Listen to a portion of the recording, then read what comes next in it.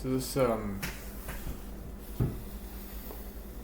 this video um, pertains specifically to a passage in the Bible that I read, and this is in the book of Proverbs.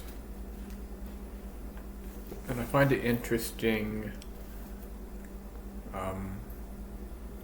that how the Bible is written.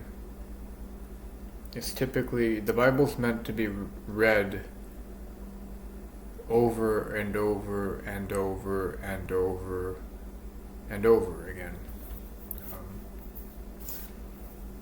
There's passages in the Old Testament that kind of lead, well, they do lead to passages in the New Testament.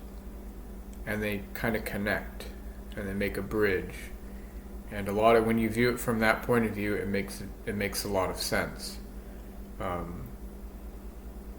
This one is part of Proverbs 7, and at the top of it reads, "The wiles of the harlot." Now, keep in mind that in my opinion,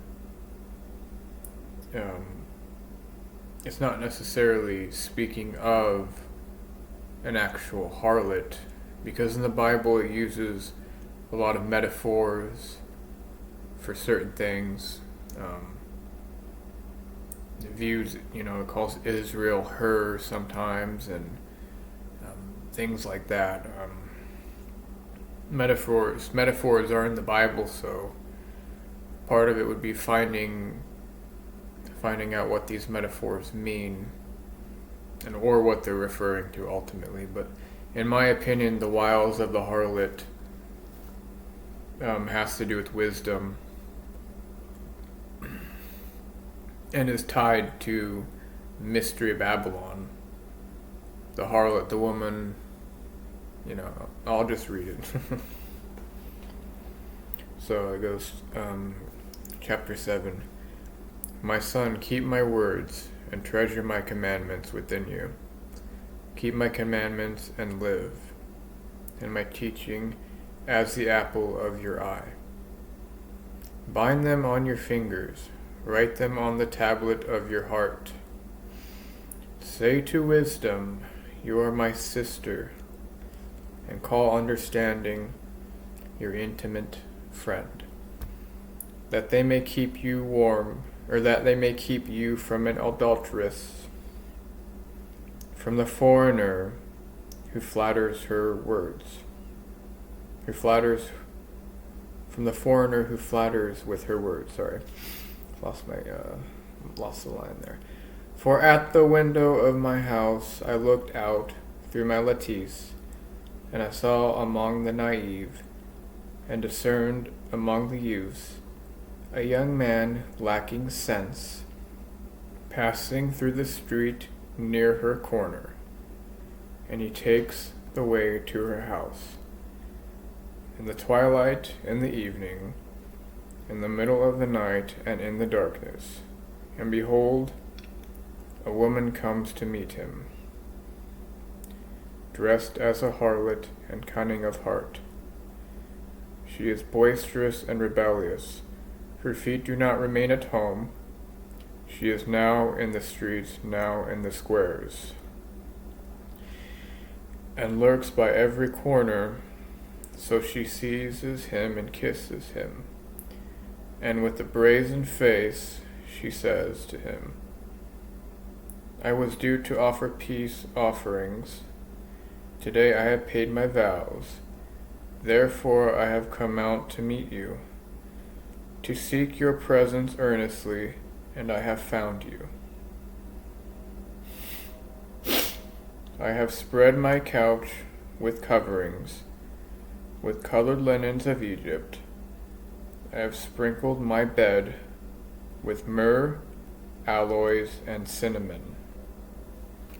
Come, let us drink our fill of love until morning.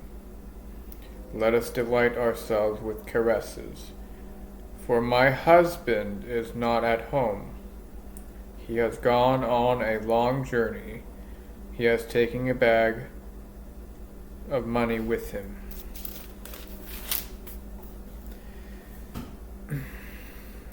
At the full moon he will come home. With her many persuasions she entices him.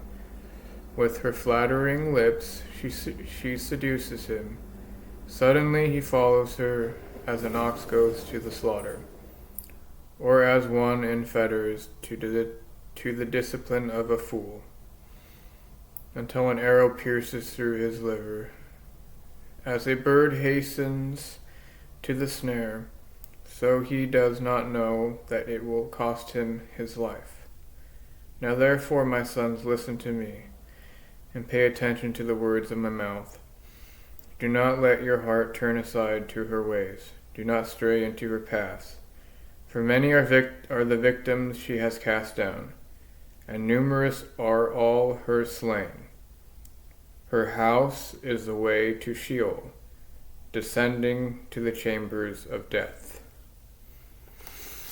Well, I hope I didn't mess that up. Hopefully not. I'm often targeted for just reading the Bible or having knowledge about the Bible, but in my opinion, chapter 7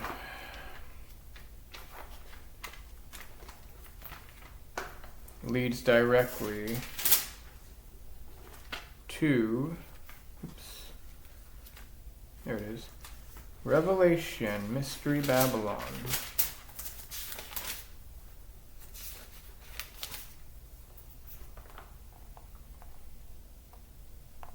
And I can start at chapter 17.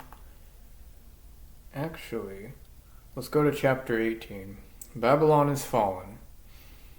After these things I saw another angel coming down from heaven, having great authority, and the earth was illumined with his glory. And he cried out with a mighty voice, saying, Fallen, fallen is Babylon the Great. She has, she has become a dwelling place of demons, and a prison of every unclean spirit, and a prison for every unclean and hateful bird. For all the nations have drunk of her wine, of the wine of the passion of her immorality. And the kings of the earth have committed acts of immorality with her, and the merchants of the earth have become rich by the wealth of her sensuality. I heard another voice from heaven saying, Come out of her, my people, so that you may not participate in her sins and receive of her plagues.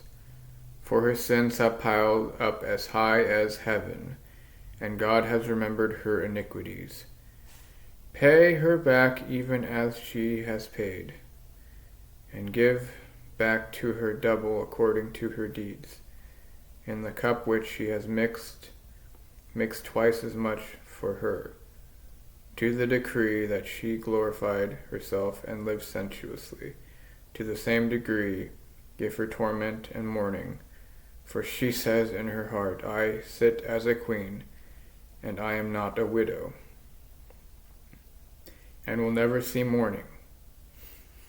And that's mourning as in crying. For this reason, in one day her plagues will come, pestilence and mourning and famine. She will be burned up with fire, for the Lord God who judges her is strong. And I'll skip to 11. Well, actually, I'll just read. It says, Lament for Babylon. And the kings of the earth who committed acts of immorality and lived sensuously with her will weep and lament over her when they see the smoke of her burning, standing at a distance because of the fear of her torment, saying, Woe, woe, the great city Babylon, the strong city, for in 1 hour your judgment has come. And the merchants of the earth weep and mourn over her, because no one buys their cargoes anymore.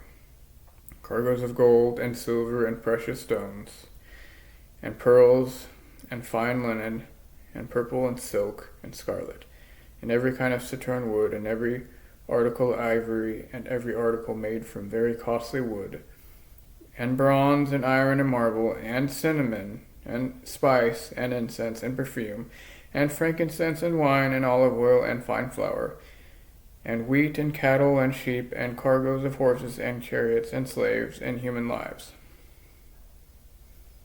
I'll stop there. I should have stopped at 11, but the point being, when you really study the Bible, and really, I mean study it, I think Proverbs has to do with wisdom, mystery wisdom, that is, mystery Babylon. It refers to the wiles of the harlot. And of course you saw the metaphors in there. Her, and behold, a woman comes to meet him.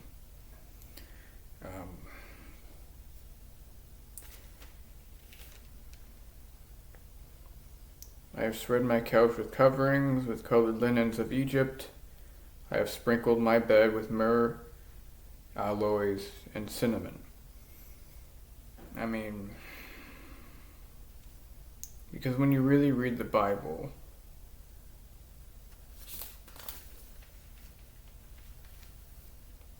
there's other, and then it goes back to wisdom, which is more or less of the actual what they're trying to say in the Bible is wisdom. I mean, not earthly wisdom, not mysterious wisdom, but, biblical wisdom. And I guess that's what it means by salvation is from the Jews, from the Old Testament, that is. In today's world, there's a lot of Christians that are pretty much pagans. We're living in what I would call the great apostasy, or very close to thereof. I don't know. But one of the things is that Mystery Babylon is going to fall. And obviously it's tied to the Catholic Church. And if you've ever been to a Catholic church, it's very mysterious, very pagan-oriented. But of course, if you really read into that further, it talks about that trading and buying and everything. The old world system, if you will. Not only just the mystery wisdom aspect of it, but actually the trading and the banking and everything. And it will fall one day, but I'm pretty sure Mystery Babylon is that mystery religions, all the mystery religions, will be judged by God eventually. They do wicked things, Satanists, pagans, etc. They do evil, wicked things, sacrifices on the solstice, you name it. You're supposed to judge the sin, not the sinner. So that's actually the ring of power. The ring of power is sin and controlling people by knowing their sin. That's why we have Jesus, so we can rely on Jesus. Unfortunately, they have the capabilities of reading your mind, or at least reading my mind, because I'm technically a token, if you will. But hopefully things get better for people. I believe Christianity is the one true religion, and I'd be willing to debate people if I could, but I don't really think I'm called to debate people. But anyway, that's about all. That's just an example of metaphor in the Bible. Sometimes you take it literally, sometimes you don't. Sometimes it's a little bit of both.